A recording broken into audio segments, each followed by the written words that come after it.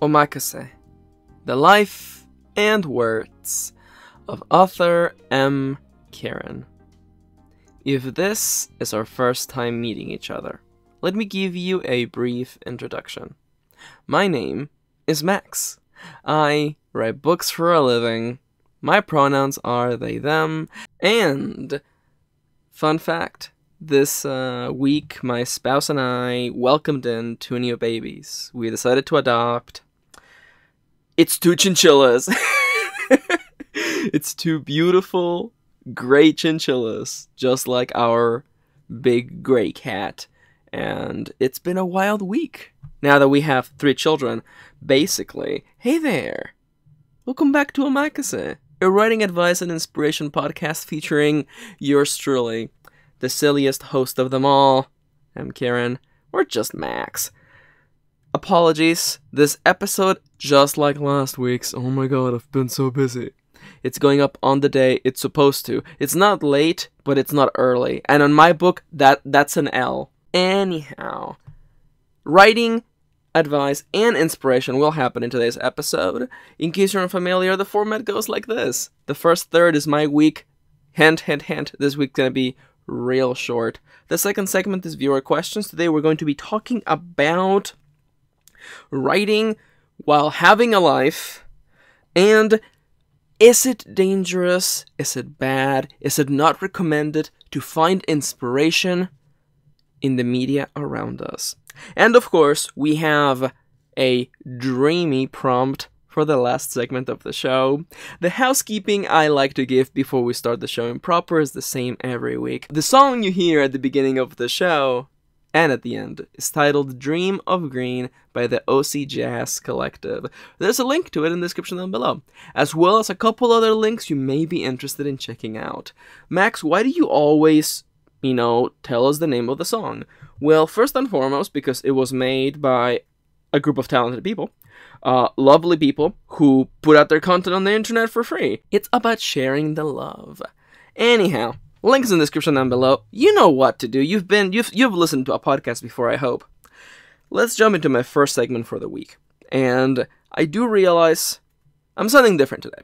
And there may be a little bit of background noise. I can't help it. Because, as I mentioned at the beginning of the show, we got 2 new babies! 2 chinchillas! 2 chinchillers! A chinchilla, if you don't know, is a type of rodent native to the Andes and parts of South America. It is very fluffy. It has a huge tail, big ears. Its fur is so dense that actually parasites and other kind of insects like fleas actually can't live in its fur because it's so dense. Fleas would just suffocate if they tried to live in a chinchilla. They have the second thickest fur, second only to sea otters, whose fur is so thick they're basically wearing a wetsuit. Now you may be thinking, Max, you sure are packed with chinchilla facts today. Well, Kitty and I had been thinking of getting them forever. Kitty works at a pet store, and she kind of eyed the chinchillas since she started working there about half a year ago. The chinchillas have only been there for like 3 months. So she was like, Max, I love them, I want to bring them home. And I, being the good spouse that I am, I, of course, started doing research into chinchillas. They are lovely. They are very sweet 2 little things. I have heard from people that apparently chinchillas can be very, I don't want to say mean, but they're hard to deal with sometimes. And I want to say that the 2 babies I got are super sweet and delightful. And they have gotten so used to me and Kitty in the last couple of days, it's actually kind of ridiculous. But anyhow, you're not here for chinchilla facts, you're here for writing advice. And in my first segment, for my week, life's been good. Life's been a bit of a mess for this last week. I've been running in circles everywhere. Because, 2 new bundles of joy are now a part of our life. And I had to move a bunch of stuff in the house to make space for their beautiful chinchilla mansion. Jesus, it's like 4 stories. They have more floor space than we do. And I'm not jelly. Okay, I'm a little jelly, but I also built the cage. I'm kind of really proud of my work, so I'm like, man, look at that! It's a chinchilla mansion. What a mansion! Okay, you know the instant they start making video game references, it's time for me to get moving on with the plot. What about my week? I made a couple of changes to my office. The biggest one, and I have 2 writing changes. I'm gonna talk about writing stuff. I promise. We're gonna get there. Okay, hold my hand. We'll make it through together. I changed my office to a standing desk.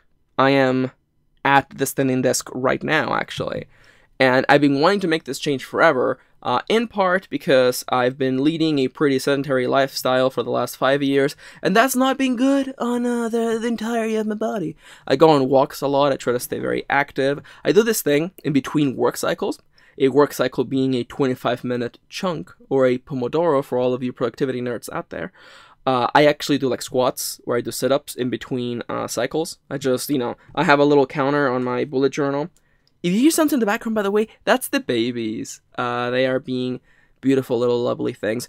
Chinchillas are usually active at night, but since it's the middle of the day right now, they're just chilling, napping. One of them's drinking water right now, enjoying life to the fullest. So what about me? What about Max? This new standing desk is something that I've been wanting forever to just not be sitting on my butt all day. It's the sort of thing that when you do this for a long time, not only writing at a desk or editing at a desk, but also creating content for the internet in the form of podcasts and videos, and on my other channel, Let's Play content, stuff like that, you end up spending a lot of time on your butt.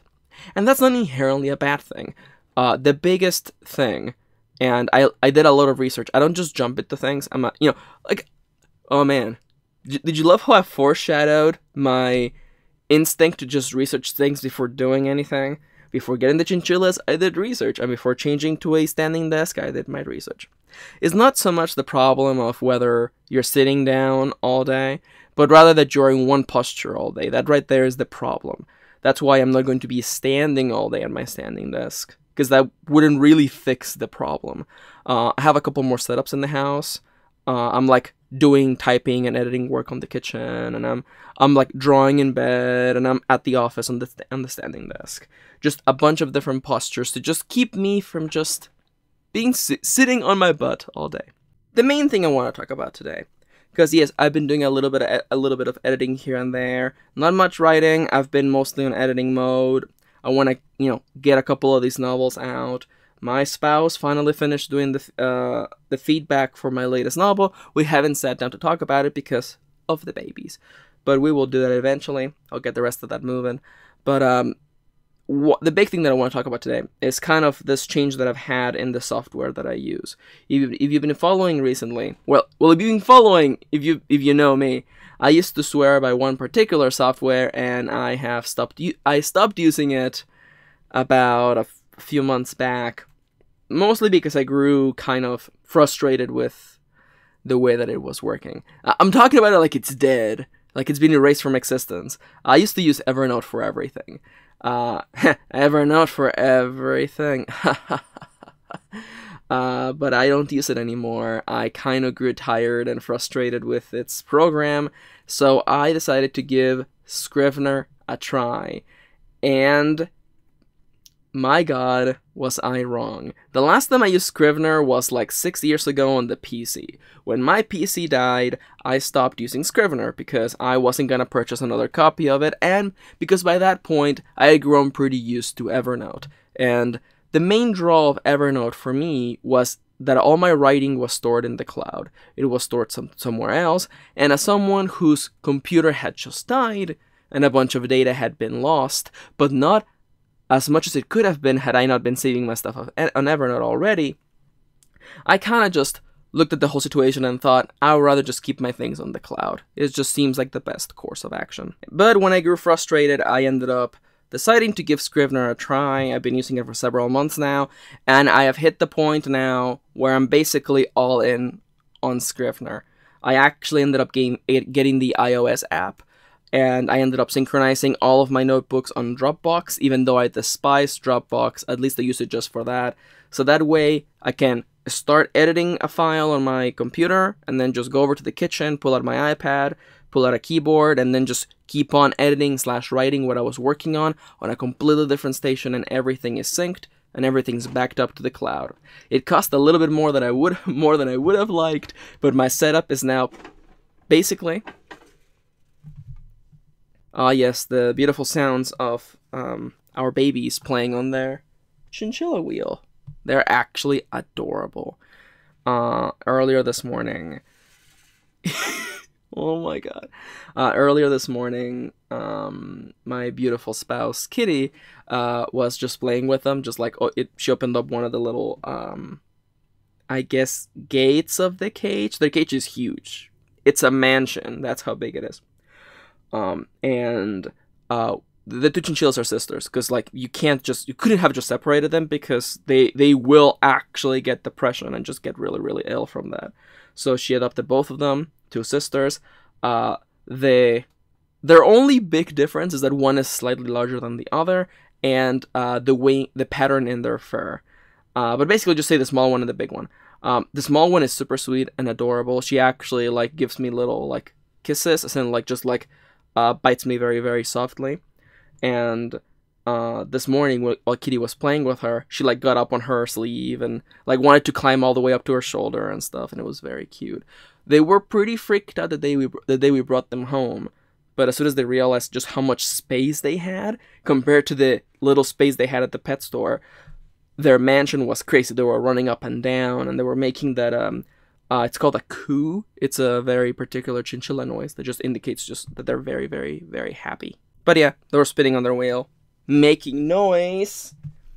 That's gonna be part of life now for the podcast. It's fine. You're not here for the super duper audio quality, because we're definitely not there. But anyhow, what am I looking forward to for next week? I'm actually really enjoying this new setup. I'm looking forward to working more on Scrivener on this particular book. I'm shifting between HC and another story, mostly because I'm seeing that HC is going to take forever to transcribe. I'm a very numbers person. I keep track of how long it takes me to do a task or a particular thing. And I'm looking at the transcription process for HC, and I realize it's going to take me a month to just transcribe the whole thing. That's how long the book is. When I tell you that book's going to be like 700 pages, I am not kidding. I gain nothing. There is no benefit from me lying to you. I'm a very straightforward person. I value honesty. So when I'm telling you that, like, this book is big, and I'm like, it's gonna take me 4 weeks to just transcribe the novel, a part of my brain is like, maybe I should be focusing on something else. I still want to get it done. It's just like, at this point, I just want to get a book out, or the next couple of releases sorted out before I worry about anything else. Jesus Christ, these babies. They also, much like my gray cat, love it when we're recording. In case anybody is wondering, how has my beautiful gray son Yanto acclimated to the chinchillas? He actually, like, is super curious about them, and, like, we've been making a joke that he's like an amazing big brother, because he's just very concerned whenever they're making noise. But he chirps at them. He hasn't gone into hunt mode or anything. He's just been really sweet. We put his box right next to their cage, and he, like, cuddles up next to it. Whenever the chinchillas are making noise or just, chirping at each other, he, like, just looks up and is like, huh? Friends?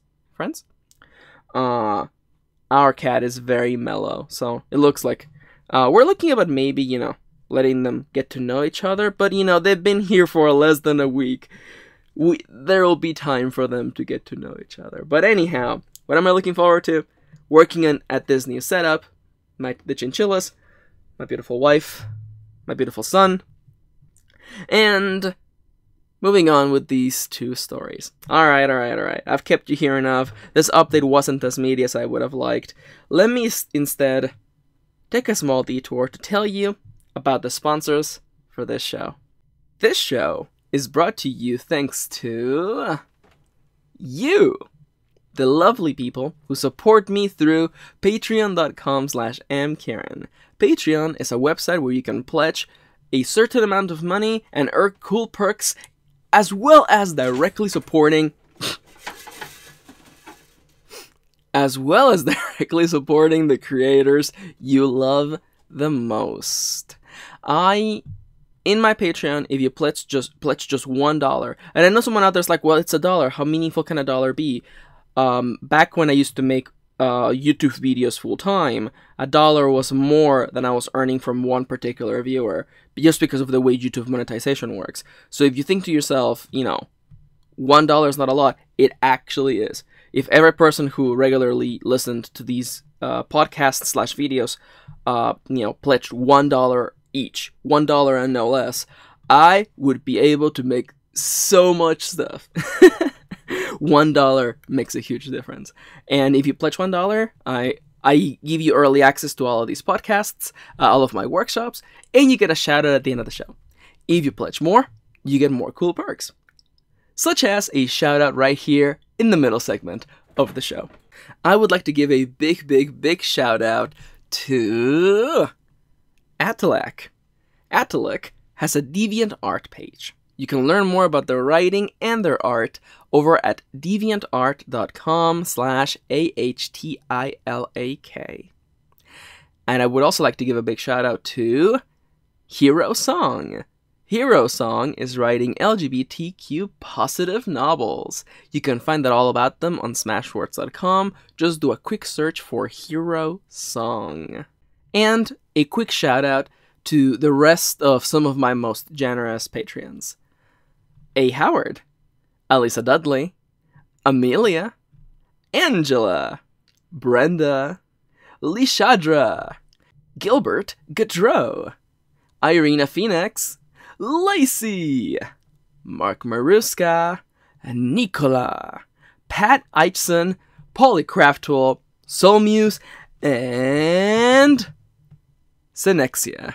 So, before we move over to the question segment of the show, it occurs to me that I haven't told you the name of the Chinchillas. And I realized that this is in part because I'm a dummy, and I sometimes, much like I do in my writing before I revise it, I tend to forget to mention certain details, just for the sake of the prose, the flow of the story. The Chinchillas' names happen to be Popola and Devola. And yes. It's the thing where, and even my wife has expressed how weird it is to have to explain to seemingly normal people where those names are from and what they mean. But, you're writers, I assume y'all know how to use the internet. But I'll give you a quick, brief description. Popola and Devola are the name of two twin sisters from the video game series Nier. There we go. Done and done. Let's move over to the questions. We're, of course, in the middle of National Novel Writing Month. A little near the beginning, but it's fine. NaNoWriMo, National Novel Writing Month. And it is, of course, right at this month where I get questions like this one. How can you write and have a life at the same time? Do I have any advice for that? How have I tackled this before? And what are the points, the tips that I can offer anyone out there with a full-time job, with kids? How can you write while still having a life? When it comes down to making the most out of one's time, finding a way to live and write at the same time, I feel like it's the same idea as wanting to improve your drawing skills or learning an instrument. The question here is ultimately about time and the way we manage it. Now, I've said this before, and I'll say it again. We all have the same 24 hours in the day. Hold up. Hear me out. We all have the same 24 hours in the day. The unfortunate thing is that we all have different responsibilities. If currently at this point in your life all you have to worry about is going to school, then yeah, you are able to find more ways to create time for the things you want to do. this, of course, changes if you're balancing college plus a job, or college plus a job plus children or family, or any other kind of responsibilities that are also a meaningful part of your life. When it comes to time management, one of the biggest things that I like to help you reflect upon at first is to really analyze the ways in which you're spending your time. And I know we're gonna get very... I mean, we have to get real about this, okay? And I feel that this is something we all eventually deal with. I feel like every 6 months I have to sit down with myself and talk about, just how much time I'm spending on social media websites. And part of it is because, it's my job. And part of it is because, I like to spend a little bit of my day trying to put an inspirational tweet out there. Something to help people continue to do the thing that makes them happy, and to inspire them to continue to pursue their creative endeavors. That's important to me. But I also realize that some days I aimlessly spend time on the internet. And, part of the reason why I also decided to switch to standing desk was because it would force me to not be at my computer. It's a little hard to aimlessly browse Twitter on your computer when it's a standing desk. This right here, you can think of it as the first step towards critically looking at your time. What is it that you're doing every day? Where is it that you can find time to do the things you want to do? Because, as I mentioned, we all have the same 24 hours in the day. Our responsibilities vary, yes, but the upper ceiling is 24 hours in the day. And when I talk about making time for the things you want to do, some people get the really, really bad idea. And it's such a bad idea, it's such a bad, dumb idea, that I have to kill it right here in front of you. I have to gut it open right now, live on stream. Whatever you do, it's okay for you to write a novel slowly. It's okay for you to learn a new language very slowly. It's okay for you to improve your drawing skills, or that new instrument, or whatever other skill, learning to code, learning to do this, learning to do that. It's okay to take it very slowly. What is not okay is to cut back on sleep. Let me say that again. Never cut back on sleep. I lived that way for like half a decade. I lived on like 4 to 5 hours of sleep every single night. And I cannot tell you, like, the point of my life in which I started making more, creating more, when I started the channel, when I finished my first novel, when my blog exploded, was when I stopped sacrificing sleep for more time for work. And I know, I can feel it across time and space. There's a huge portion of you going, yeah, that's nice, Max, but if I don't give up on sleep, I'm not going to have time to do the things I want to do. And this is the point in which I have to very sternly and firmly stand here and tell you, no. When you give up on sleep, you start giving up on everything else. Like, I can't even start right now with like health reasons, mental health reasons, and just a whole slew of things that happens when you just sacrifice sleep for more work. And also, the psychology of that. Let's just stop for a second and realize just how twisted and ridiculous that idea is. You're gonna give up on the time for you to actually, heal up, restore your energy, let your body rest to do more work. That's silly. That's downright silly. And it's that kind of like double think, twisted logic that people can like trick themselves into believing. And you can spend years basically destroying your body until you burn out. You fully burn out. And that's what happens in a lot of industries. There was a lot of conversation going on about, the state of game development and what crunch means for that. And listen, you are creating art here. You're not working for an evil corporation that just sees you as labor. I would like to inspire you to treat yourself as more than labor. So the first thing I always tell people And there's been studies done. Like, there's charts showing you how the less sleep you get, the less effective you are. And like, there is diminishing returns to the idea of just skipping on sleep to get more work done. Like, it just doesn't pan out the way you think it does. Like, I remember back in the day when I was counting sleep cycles and stuff like that, and telling myself, well, you know, 2-3 sleep cycles is fine. I mean, because it's ultimately, what, like 5 hours of sleep? That's way better than some people get. And you can trick yourself into believing stuff like that. But I remember when I came out of that, and I started feeling like a human being again. I started realizing, wow, I actually feel alive again. It's like I can feel things again, and I don't feel like I'm just caught in a blur. The whole world around me is moving around at twice the speed, and I just feel like I'm dragging my feet everywhere. You can destroy your body that way. And I know, because we all want results. We all want things to be done like that. Now. Yesterday. We all feel like we're playing behind the 8 ball, like we're already behind. The race started and everybody's ahead of us already. And we're never gonna succeed unless we destroy ourselves. And that right there is utter nonsense. It's not a race. It's not a marathon. It's not a game. You're not playing against anyone. You're playing against yourself. And you're playing for yourself. At the end of it all, going back to the beginning, and I've been here before.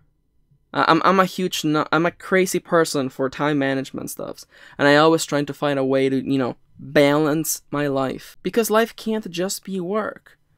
There's got to be time for you to get back into the world, to take in from the stuff around you, to just slow down, to spend time with family, to spend time with your children, to spend time healing, learning, absorbing from the world around you, taking in the stuff that inspires you, seeing how other people have done things before, learning from them, learning from their mistakes and their successes. But this right here is the problem. How can we do this? How can we have a life and also create? And with that big elephant in the room, I don't want you to cut back on sleep time. Do me a favor. If you take one thing from this whole conversation, from this whole podcast, never cut back on sleep time.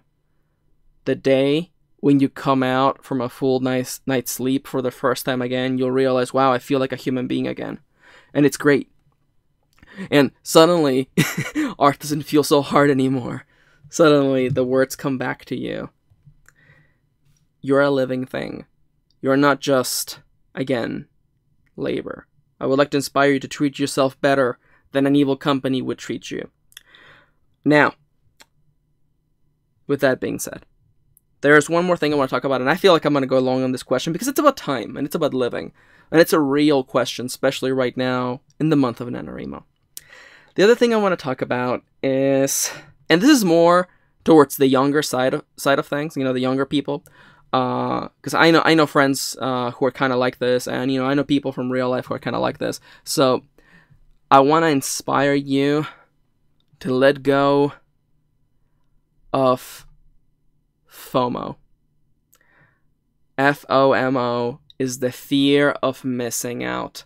Do yourself a favor and stop caring about that. Just stop. The fear of missing out, the fear of realizing that a new hot show has just started, and all of your friends are talking about it, and if you don't watch it now, you're gonna be an outsider. You are not gonna be on the inside anymore. You are gonna start falling behind. Let me tell you something. There is way too much content. You will always be missing out on something. You cannot watch all of Sabrina the Teenage Witch, the new series. You can't catch up with Terrace House. You can't go and watch all of the anime that has ever existed. And you can't play all of the open world action-adventure video games that are coming out right now. There just isn't enough time for that. So I would like to inspire you to adapt the slowpoke lifestyle. JOMO. JOMO. The joy of missing out. Because I know what you're thinking. Someone out there is like, well, Max, I don't have time to write. I have to catch up on all these things. I don't want to be behind. I gotta play 5 hours of Red Dead Redemption 2 to catch up with all my friends. And to this I say, Jomo, it's okay to miss out. It's okay to be behind. It's okay to experience that thing everyone's been talking about later. It's okay. The world moves too darn fast. You can't watch all the movies and all the shows and play all the games.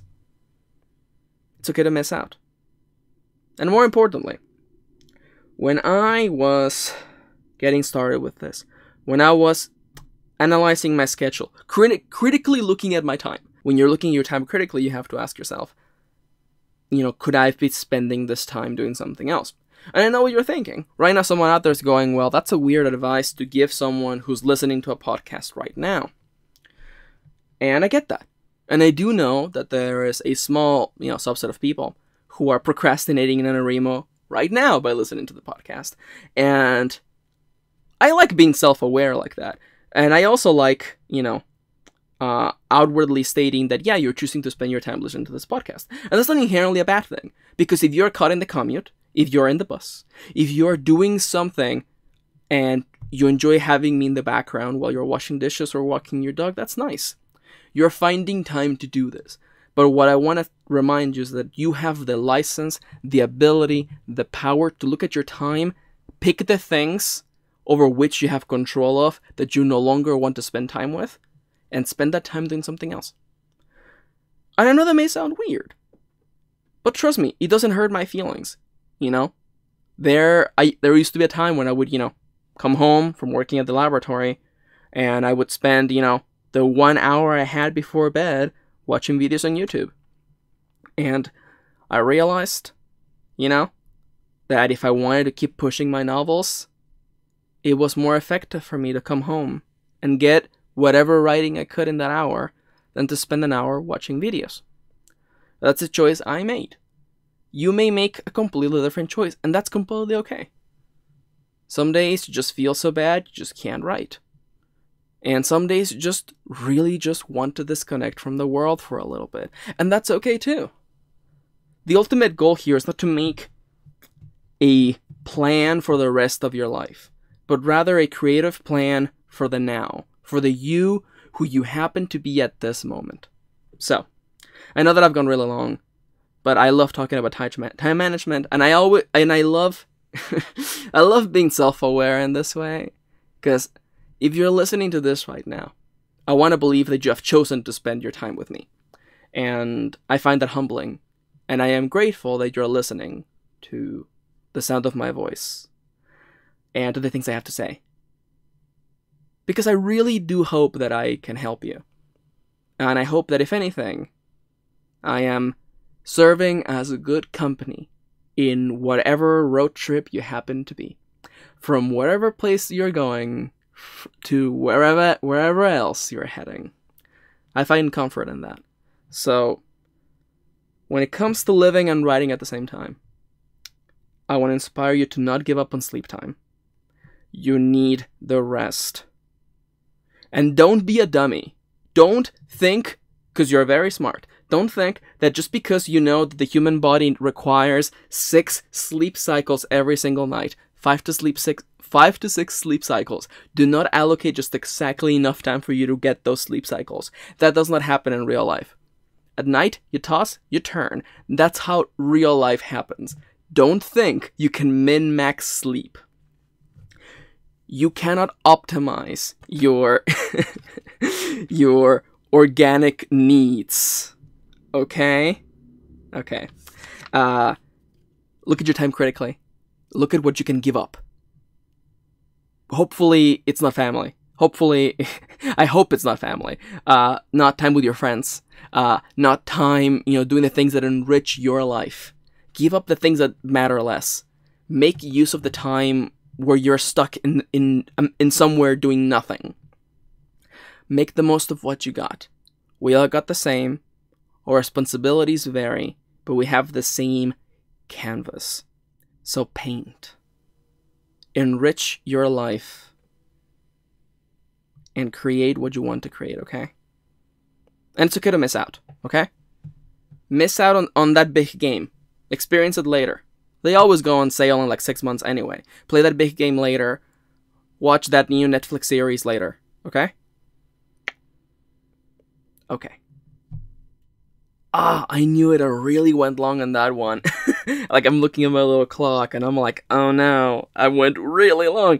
I just really love talking about time management. It's just one of those, one of my fields of expertise when I can just look at it and say, you know, you can apply this to anything. If you want to learn a new language, if you want to learn a new craft, it's all about how you make use of that canvas. But anyhow, moving on to the second question of the day before my timer goes off.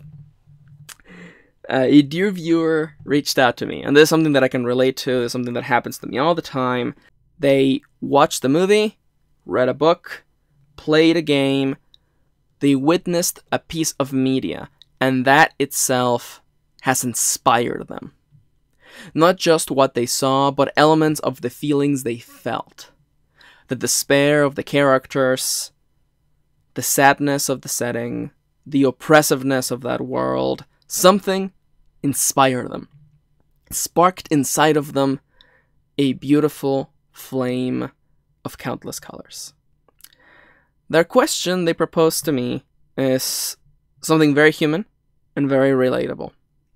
And that question is, Max, is it wrong to take inspiration from a book you read, a game you played, or a movie you watched? Now, right away, my gut feeling, before we even start to analyze stuff, the answer, of course, is no.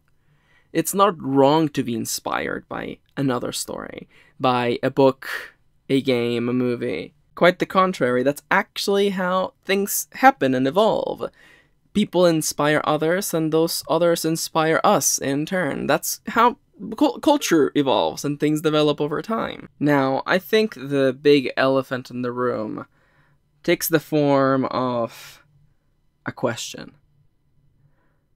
A concern, you could say. What form is this inspiration going to take?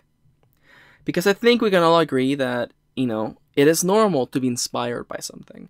There's nothing wrong with, you know, as I mentioned, watching a movie of a different genre, something you're used to, something that opens your eyes and shows you things in a new way. It's not wrong to be inspired by that and wish to write something like it. But the question returns. The elephant in the room. There's barely any space to talk about anything else before we can talk about this. What form, in what way is this inspiration going to manifest?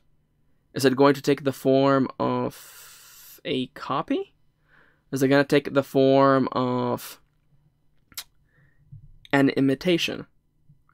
Now, I think anyone who is self-aware, self-conscious enough to write me a very detailed explanation of what they exactly meant knows what they're doing, or understands that they aren't just copying what they saw. Their concern, of course, comes in whether this is right or wrong, and I think there's nothing wrong about it. But we return to the elephant in the room. What form does this inspiration take? And I think that the obvious ones, of course, is that as long as it remains an inspiration, something that draws you to create, it's fine. When it becomes an imitation and a copy of someone else's work, that right there, I feel, is when it falters a little bit. When it feels less genuine, you could say. A story can sometimes feel insincere when things are happening not because they're supposed to happen, but because they are things that happen in that genre, in that trope. In this kind of story, this is supposed to happen. I think the word I was looking for was insincere, not genuine. I apologize. And yeah, if you're inspired by a story, but what you create is not a story of its own being, but rather a story that follows the beats of that inspiration, not because it feels right, but because that's what happened in the story that inspired you. Yeah, that's a little insincere. You're not allowing your story room to bloom, to become its own thing.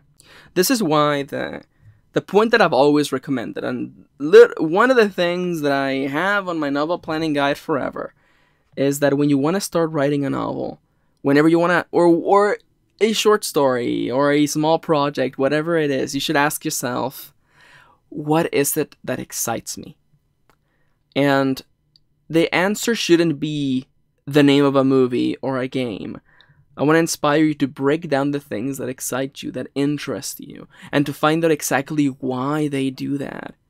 It's not just that you like the Avengers, you like something about the Avengers, and something in there inspired you. Find it. Find that exact thing, that one little nugget of inspiration that has spurred all this life inside of you. Find that one thing, that one element devoid of context, and let it engulf you. Let it turn your writing into fire.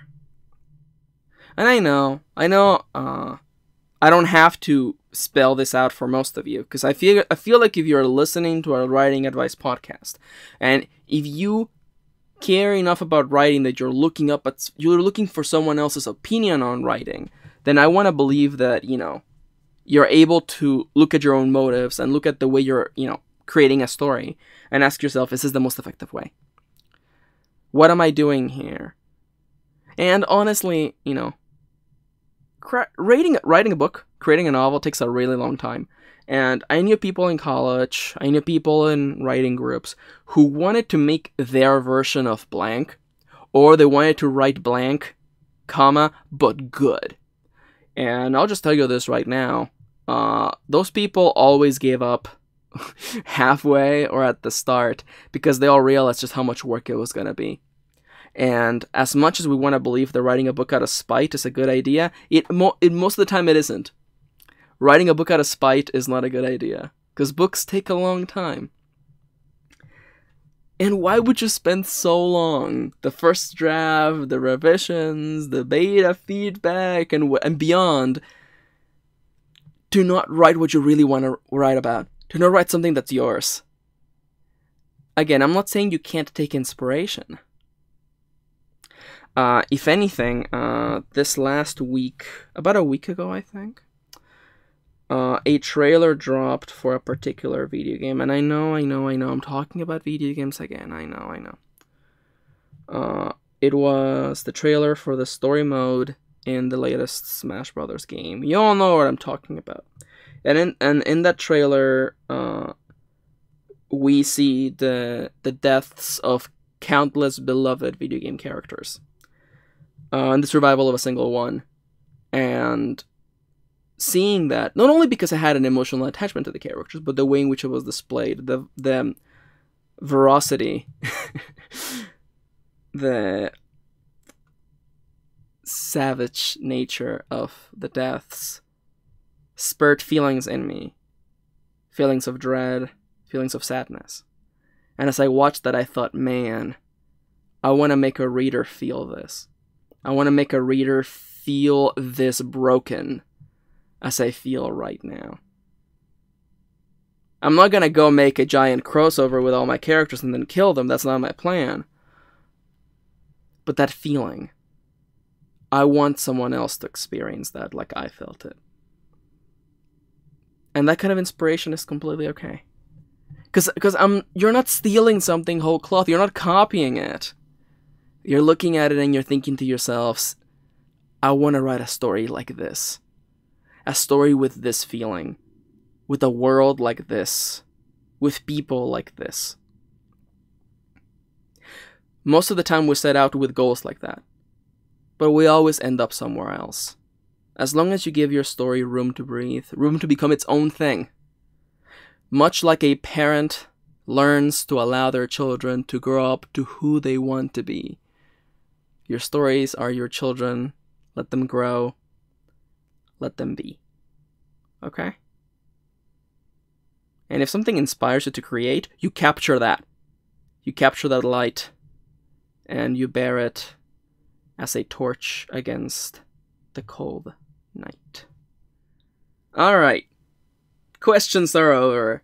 It is now time to talk about the final segment of the show, the prompt. I'm running a little late today, but screw it.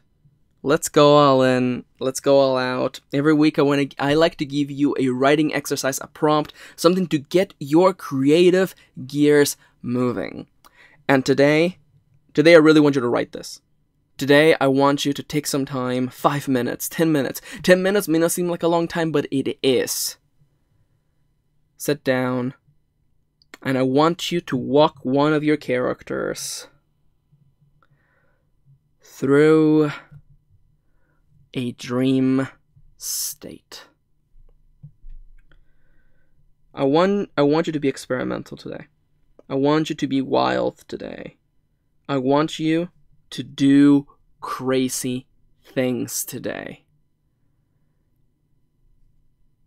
In fiction, in stories, dreams are usually given the role of premonition, of exposition, of providing the reader and the characters with informations or tools for advancing the plot. And that's nice, and that's fair. But today, I want you to walk your character through a real dream. The dream state. In dreams, things don't always make sense. In dreams, we visit places that existed, and may someday be real. Or never. In dreams, we witness things that make no sense, and yet are familiar to us, and we know them by names. In dreams, we encounter languages we do not understand, and whose words shuffle as we try to focus on them and read them. In dreams, there is no status quo. There is nothing you can rely upon except for one thing: the familiarity of the unknown. Imagine your character. Imagine them falling asleep in the barracks, in their room at the academy, in their fancy hotel, in their beautiful house, in their run-down apartment. Imagine them falling asleep. And as soon as their mind wanders into sleep, their eyes close, and they find themselves someplace else. Somewhere else. When else. What do you see? What is the first thing that comes to mind when your character finds themselves in this dream state? Do they see a beautiful world of rolling green hills, treacherous mountains, clear water lakes, burning red skies? Do they see the place they knew in their childhood? Do they see the place where they're heading to? The end of their mission. The final chapter before the end. Where do they find themselves? What is this place they visit in their dreams? Or is it something new entirely? Is it a place they haven't never been to before? Because even though dreams may be familiar, dreams are weird and strange. I want you to be experimental today. I want you to try out weird things. I want you to write the bizarre, the weird, the strange. There are no rules in dreams, except for one. You're always doing something, going somewhere. In dreams, we're always caught in the midst of living. There is never time in dreams where we pause to wonder, to think. In dreams, we're always caught in living, going somewhere, doing something, meeting someone. And we're so caught in this living that we don't realize that there are no walls in that house, and that the sky is purple, and the floor at our feet shifts with every step we take, and that even the substance of the air around us feels differently. We're caught in living, much like we are right now, walking wondering, listening to disembodied voices across time and space. We are caught in the midst of living, and we don't realize how strange the world around us is. The skyscrapers, the giants of steel and glass around us, the metal beasts of burden filling the streets, the magical devices in our pockets that work without us understanding how it is they do what they do, voicelessly, quietly communicating with one another, and with the swipe of our fingers and the taps on the screen, grant us access to an endless bounty of information. We don't realize how strange our world is. We don't realize how bizarre our beliefs are and how weird it all is. Because we're always caught in living, moving from one place to the other, always fighting against the clock. Always trying to make the most of time. Always trying to get there, go somewhere, achieve something before the day is over. Before the school year wraps up. Before you turn 30. Before it's too late. But it's never too late. And time doesn't matter. Because it's a dream. It's all a dream.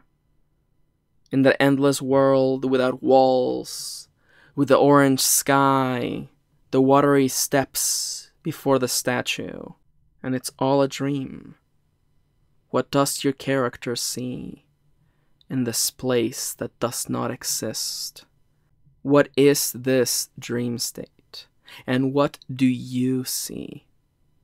What does your character see in this bizarre place of impossible geometry, of talking deers and sneering eagles, and cracking eggs and moving furniture, and soundless music, and thunderous sunrise? What is this place? With checkboard patterns, with moving pieces on the chessboard, with static on the TV.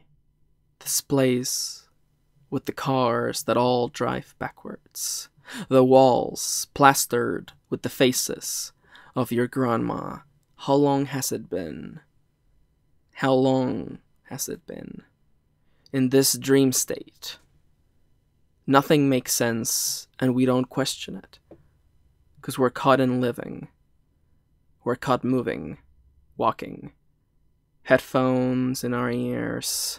Hands in our pockets, walking, going somewhere, brushing past the stranger, past the giants of steel and glass, and that foggy sky. What do you see in this dreamlike state? What does your character see in this dreamlike state? In this beautiful nothingness, nonsensical everything.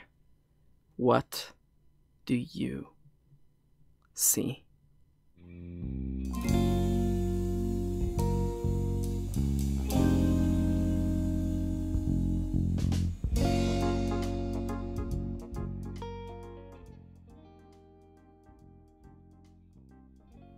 And so, welcome to episode 21 of Omakase, my writing advice and inspiration podcast.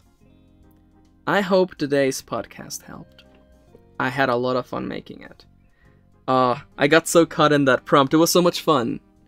Sometimes I wonder if I'm putting in the work, you know? Because I get so lost in it. I get so lost in the writing. I get so lost in the living prose, as I like to think about it sometimes. And sometimes I feel bad. Sometimes I think, most people don't even tag along, I think. But I have so much fun, though. And I look back to one of the first comments I ever got about the podcast. Because I used to do this on YouTube. I used to have a vlog, and I used to do writing advice questions, and I used to do prompt videos. And when I realized I wanted to make a podcast, something where I could just talk with you guys and be sincere, I realized I wanted all of them. Because they were the things I loved the most, the things that I've been doing forever. Back when I was, when I first got started with that one Tumblr blog. Glimpses into my life. Writing advice from the bottom of my heart. And prompts to help you think. To help you imagine the worlds of your stories and your characters. And to inspire you to sit down. Even if it means tuning off. Putting down the podcast. That's fine. At the end of the day, I am happiest knowing that I have helped you, even if just a little bit. Even if just being company to you during that long bus ride back home. Okay? Okay. Alright.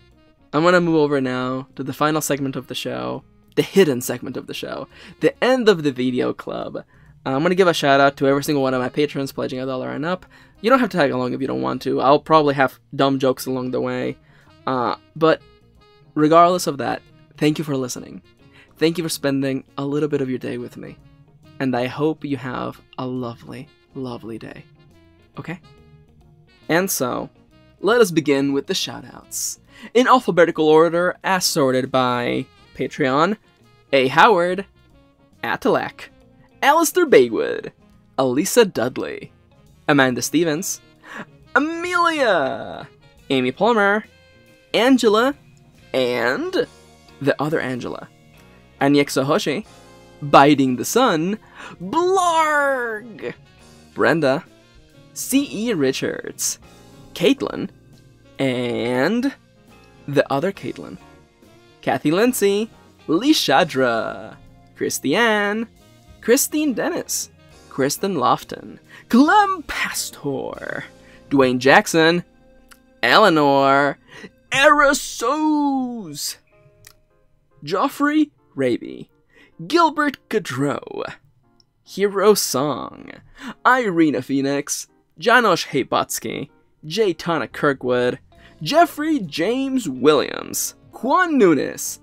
K.M. Anderson, Kameshwar Rao Shaluri, Kaylee, Kiel, Kit Lee, Lacey, Lier Killo, MT Locatelli, Mark Maruska. I forgot to check. Mark reminded me, because Mark usually likes to double dip. I forgot to check if I've gotten any new donations this week. Oh no, I totally did. Oh no, I should have totally checked. I totally got a donation. Well, hey Mark, thank you for reminding me that I'm a dummy. Oh no. Okay. All right. Stop the show. Stop the show. Mary Foster Smith, you're gonna have to wait for a second, okay? I want to give a big shout out. I have a coffee page, ko-fi.com/mkieran, link in the description down below. You can treat me to a cup of coffee. You don't like Patreon? It's not your thing? That's fine. Treat me to a cup of coffee, and I'll read out your name, like I'm about to read Luke W. With the caption, "Keep up the great stuff, : close parentheses." Thank you. I realized that I did not sell your comment at all. Thank you for the smiley face. That's really cute. Luke W. Aww. I almost didn't shout you out. I want to give a little thank you to Mark Maruska for double dipping and reminding me to double check my donations page. Hey, thank you. Also, at this very moment, I'm fighting a sneeze. I'm fighting a sneeze so hard. I'm defeating it. I feel I'm coming back now. I'm coming back. I parried that. I canceled out of that sneeze into another shout out. Mary Foster Smith, Nicola, Nicole Grissom, Nicolay, Noam Sohar. Stay tuned until the end of the video for my combo video. Here's my breakdown on my moves, so I can teach you. So you can cancel out of a sneeze into a shout out. It only works with shout outs though. You can't cancel out into a dab. You can't cancel out of a sneeze. It's very complicated. It's only in particular situations. And, it may also be dependent on you, I've trained myself to be able to cancel out of a sneeze into something else. But it has to be a very focused task. Something that utilizes the rest of your face. Maybe like a shout out, maybe like calling out a friend, maybe reciting your favorite line from your favorite musical. You know, like you're about to sneeze, and you're like, give him the old razzle dazzle him. Give him whatever the rest of that line is. You know, you're about to sneeze, and you're like, you know, 5,000, 2,500, 600 minutes. That's not the quote. That is absolutely not the quote from Rent. I love that moment where I'm like, time to reference a musical. And then I'm like, I am imagining in the field of my imagination, I'm imagining, you know, a little version of me, like a cartoon version of me. And I'm turning around to look at the other 10,000 Maxes. And I'm like, y'all, do any of you have any any ideas, names, lyrics from a musical? And the other 10,000, you know, small cartoon versions of me are like, nah, sorry dog, we ain't got nothing today. Oh, I got it. So you're about to sneeze, right? And you're like, underneath the stairs, I hear the growls and hear the snares of my cousin, my uncle, and my aunt. Can't believe how cruel they are, and this stings my lightning scar to know they'll ever give me what I want.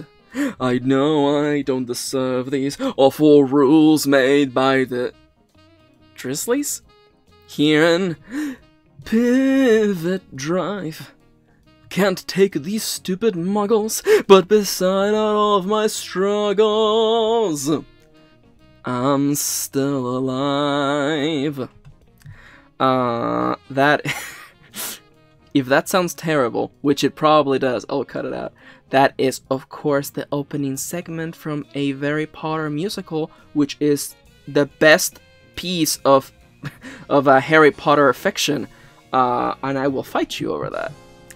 Mary Foster Smith, Nicole Grissom. I already read you, didn't I? Nicolay, Noam Zahar, Novels and Tomes, Pablo.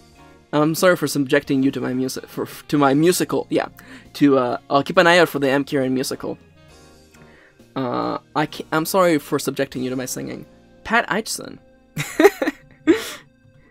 And now someone's thinking, Max, that's funny, but there's no way you actually believe a Harry Potter musical is the best piece of Harry Potter fiction. Yes, I do. Because in that one, Dumbledore is way better LGBT representation than in the novels. It's that easy. Polly Craftual, Raquel Fernandez, Rhiannon August, Roa, Shimmer Tales, Sky D. White, Soul Muse, Sylvia Leitilla, Synexia, and Wendy Christopher. Hey guys. And now, see, listen, all you need to do is drop 3 verses of your favorite musical, and look, the sneeze, gone. It's nowhere to be found anymore. I have defeated it. If you cancel so hard out of a sneeze, the sneeze actually just forfeits the match. It rage quits. It gets out. It's gone. Boom. It's that easy. And in my upcoming 2-hour seminar, I will explain to you how you can achieve the power to cancel out of any sneeze. Please stay tuned for my TED Talk, coming to you relatively soon. For the time being, though, thank you for listening. Thank you for tagging along until the end of the video club. You're all very cool people. I was wondering what stupid thing I was going to do today, and that was going to be it. So, thank you for tagging along. Stay cool, take care, and I'll see you next time.